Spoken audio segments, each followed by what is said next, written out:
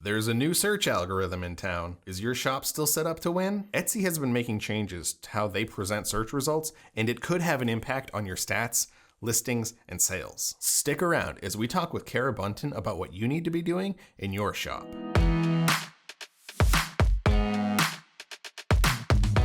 What is up? Welcome to the Jam. I'm Gordon from Marmalead. And I'm Richie from Marmalead.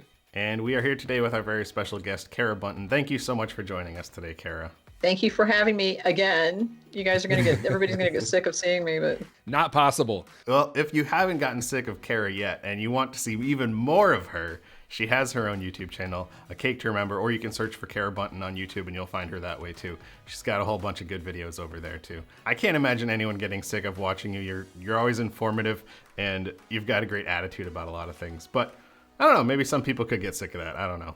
I'm fabulous. I don't know anybody would get sick of it. I'm sure that there are people who get sick of me. That's fine.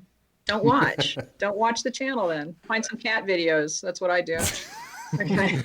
But today we wanted to talk to Kara about a recent change that Etsy seems to have made in their search algorithm. And I guess I say recent, but this has been going on maybe since the end of last year, it seems like. We were starting to see some things that were different from how they were behaving before. And so we're going to take you through what this change looks like it was, why we think Etsy made this change, and then what you as a seller should be doing because of this change, if anything different. So first of all, what was the change that we had noticed at the end of last year, the beginning of this year, Kara? It's very interesting. This actually been going on for longer than that. I noticed something maybe a year and a half ago. In general, when you do a search on Etsy, the words that are in your search query that you type in are what is going to be in the title and tags of Etsy, or the categories and attributes, just wherever they're pulling the keywords from. If those words are not in those places, then your listing is not going to come up. But they seem to be kind of populating searches that have really low search results, and they're basically filling in similar listings to the search, but that don't necessarily have the exact words in them. My assumption is they figure, okay, if someone searches for mountain lion, they might like this cougar poster. Even though the listing doesn't have the words mountain lion in it, they'll put cougar things in there. I mean, Google has kind of moved past this, and they still do it, but Etsy is still building their search engine and that kind of stuff. So I think it's kind of the next step where you might not have to have all the words in your title and tags, and Etsy might still show your listings for certain searches. And it's not happening across the board, but I'm seeing it more enough that I'm comfortable talking about it, because I don't like to, the tinfoil hat thing.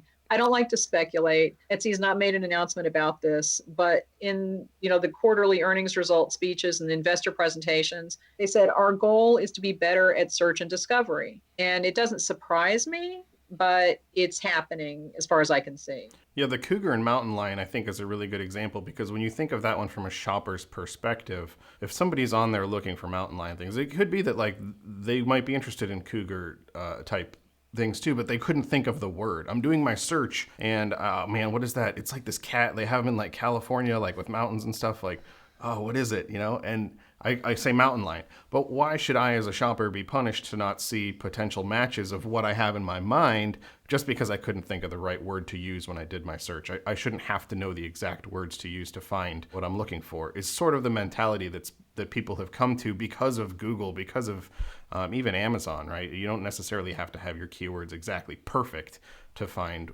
what you're looking for. And I think that's kind of what they're trying to go for with it. I want to take a moment to thank you for tuning in to the Jam by Marmalead. Marmalead helps guide you to keywords that real Etsy shoppers are using, so you can get more sales doing what you love. Check out Marmalead in the link in the description or at marmalead.com. And my thought, and this is complete speculation on my part, since Etsy started using the offsite ad system, when they started that, I actually called them and said, how are you deciding what to show? But I talked to someone who said they have agreements with the offsite ads platforms, so like Google and Bing and Yahoo and Pinterest, or wherever they're showing the ads. And they use Etsy's data plus the platform's data to decide what to show. So if that means that Etsy is getting data from these different platforms, then why not use that? And if they can see in Google search that when you search for something on Google and Google is showing them keywords that aren't exactly that search, but are related to it or a different order. Or you can see this on Google. If you search for something, they bring back a result that might be related and they think that that's what you mean. If they're giving Etsy that kind of data, then why wouldn't Etsy use that to say, okay, well, if people search for this, they might also be searching for this. That's my feeling, is that they have access now to a bigger pool of information because they're paying for the ads, offsite ads, and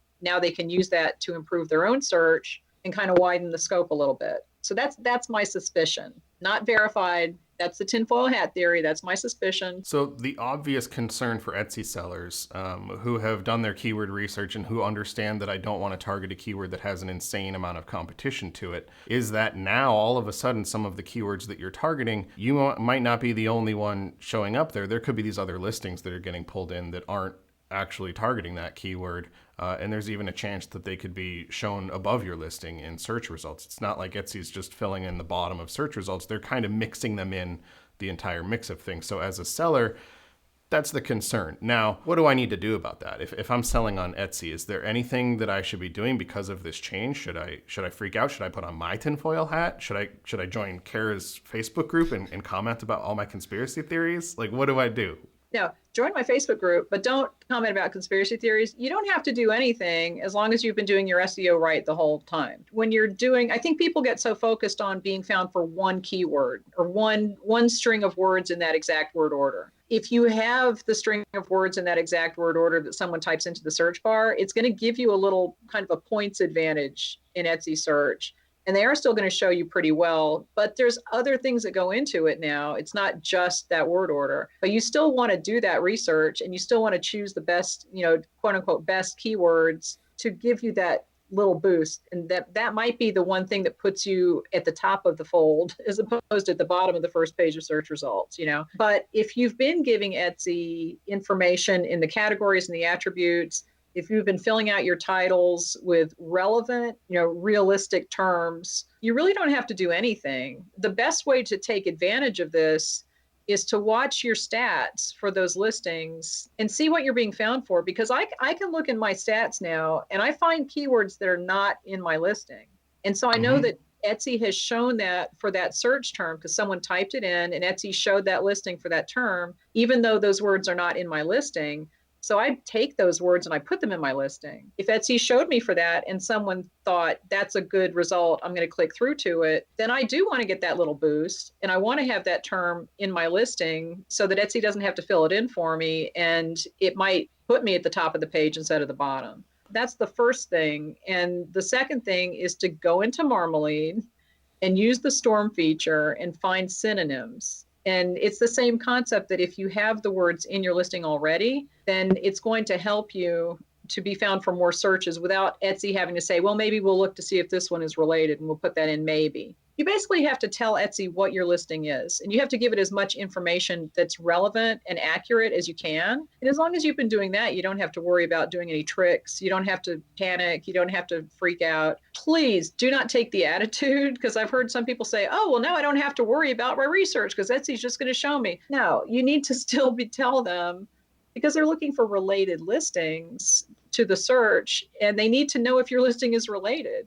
Yeah, that makes sense. If you see them filling in, you see in your stats these weird searches that you weren't targeting, and it makes sense, give them that positive confirmation, throw those keywords in there. Yeah, exactly. Because then they won't have to make assumptions about it. They might continue to make assumptions on other ones, but hey, now you're giving them positive confirmation. And like you said, that could cause you to rank higher, because if they're already putting you in there, they already had that assumption. Now you're saying, yes, you're correct. Okay, cool. We will elevate that. Exactly. Exactly. Yeah.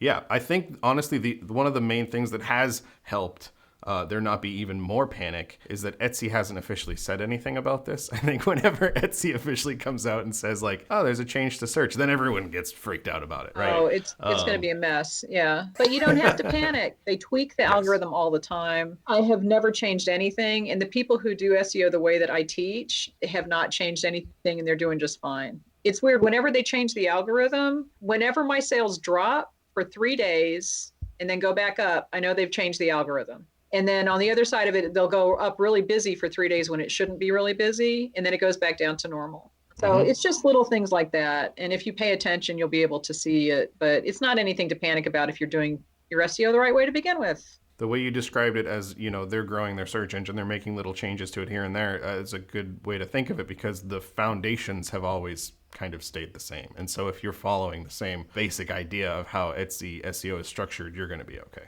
Yes. Work the system, and no matter what they do, you will be successful. Well, thank you so much for joining us again, Kara. We always like talking with you. It's always a pleasure. So thanks for taking the time to be with us. Thank you for having me. And for everyone else, we will see you guys next time on The Jam.